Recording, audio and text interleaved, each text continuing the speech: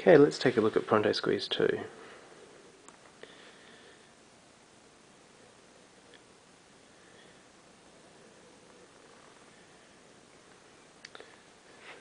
Some of the immediate things you can see that have changed is the overall interface has changed. The icons in the top left for repeat and shuffle are now standardized with Squeeze Center. There's a gap here which you'll notice. That's been set aside for a volume indicator if you're running squeeze volume versus running an amplifier's volume.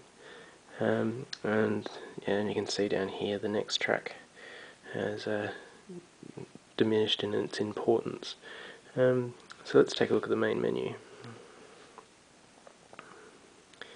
So the main menu has changed in the fact that there's now 6 lines instead of 9 lines,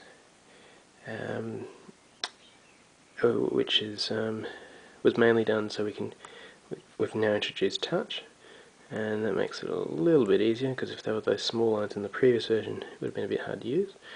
So we go to the music library. So there's a couple of neat little cute things we've added. In albums, you'll see there's 2 options up here. One being cover view.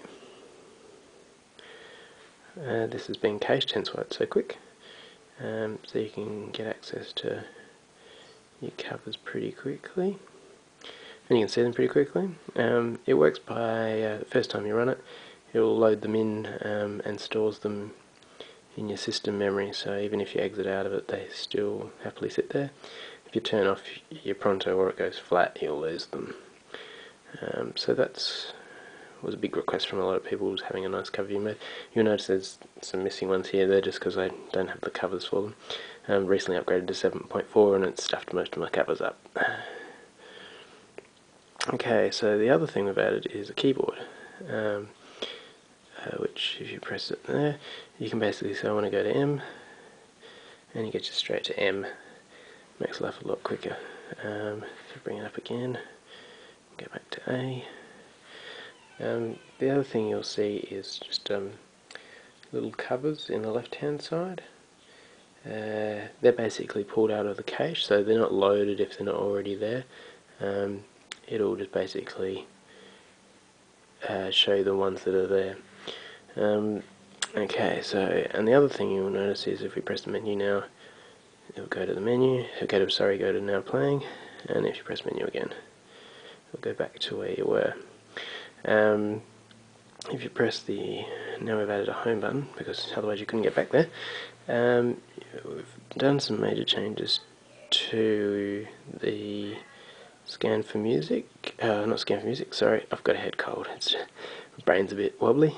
If we go to sync players, we've simplified this, and you can just basically click one on the left, one on the right. So currently I've got 2 top players here, they're synced, and you can see they're indicated by there's no line in between them. So we'll just cancel the syncing on the first one.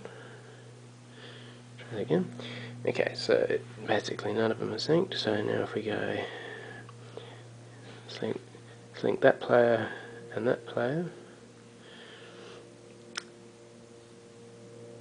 you now see that those 2 are now synced. So syncing is a lot easier, a lot more intuitive and a lot quicker to do, and you can do just one after the other, so it makes life a little bit more easier. So yeah, there's a quick glimpse at the new version. It's been a little bit of effort, and yeah, so there you go.